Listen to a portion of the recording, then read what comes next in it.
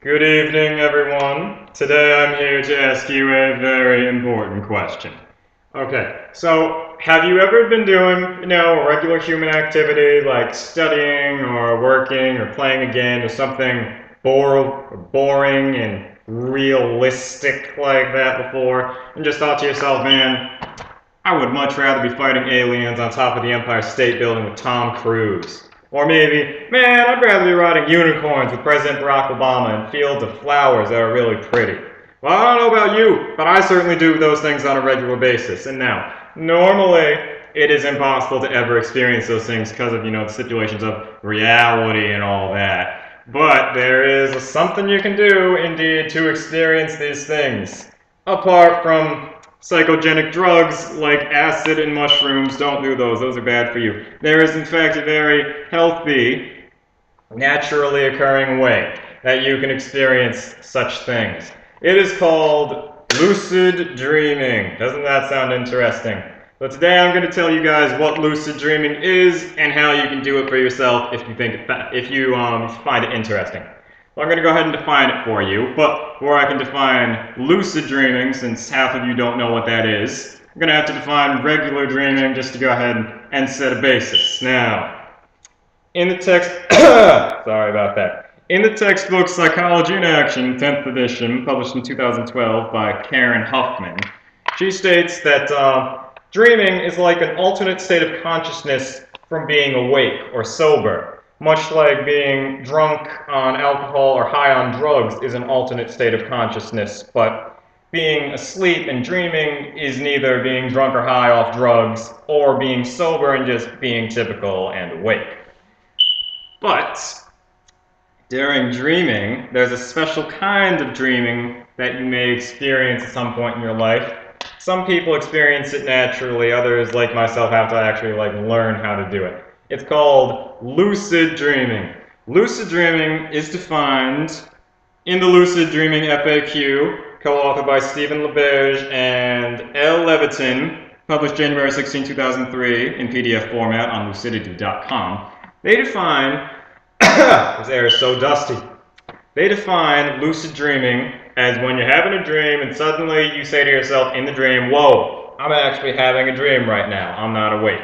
Now, to some of you, you may think, oh yeah, that happens to me. Others, you may be thinking, this is not possible. Such a thing has never happened. Are you kidding? Well, here's the thing. It may seem impossible, but it is completely possible to suddenly come under conscious awareness of the fact that you're dreaming while you're dreaming. Now, I'm going to go ahead and tell you how to do that now that you know what it is.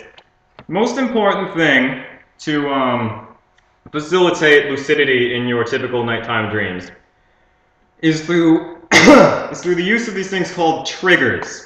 Now, a trigger is something that you notice a lot in your waking life that you're likely to dream about, that you associate with lucid dreaming.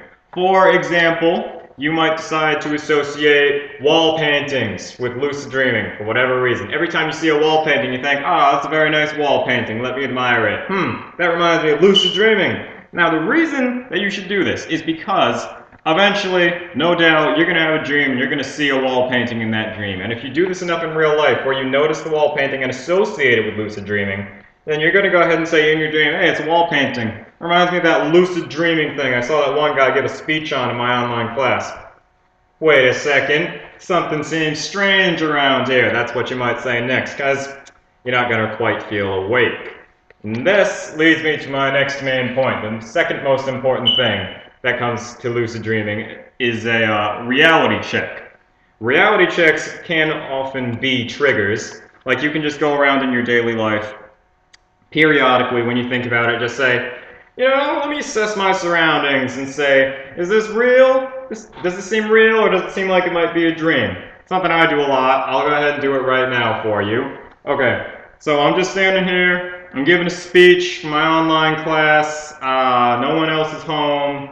No weird stuff is going on. Everything seems to be in order. There you go. That's the reality check. Now I've determined that I'm awake because everything's perfectly normal. But if I did a reality check and I saw men in black walking through my door with party hats on saying, hey man, come on, let's go have some fun. Go ride go-karts. I would be like, I really doubt that's real. this is probably a dream. Now that is like the most general form of reality check. There's other like little tricks that you can kind of do that you can read all about on the website Lucidpedia, authored by Tim Post. He wrote this great homepage that tells you all kinds of stuff. Like, for example, he talks about how just looking at your hands, literally looking down at your hands, will make you oftentimes realize you're dreaming. Like sometimes you might just want to look at them and you'll think, all right, is the thumb on the right side on both hands? Is there 5 fingers on each? Are they a normal length? If you do all that and your hands look normal, then you're awake. But if your hands don't meet those criteria, or just if you look at them, you're probably going to end up realizing that you are dreaming, as I have done multiple times during my lucid dreaming adventures. Okay, so to cap it all off, now you guys know what lucid dreaming is, and you know how to do it in case you find it nice and interesting. So, the next time you think to yourself, this is boring, I want to go ride unicorns with our President Barack Obama, then maybe, if you get lucky and employ triggers and reality checks that night when you go to sleep, you might just achieve that. Dramatic ending sequence, activate.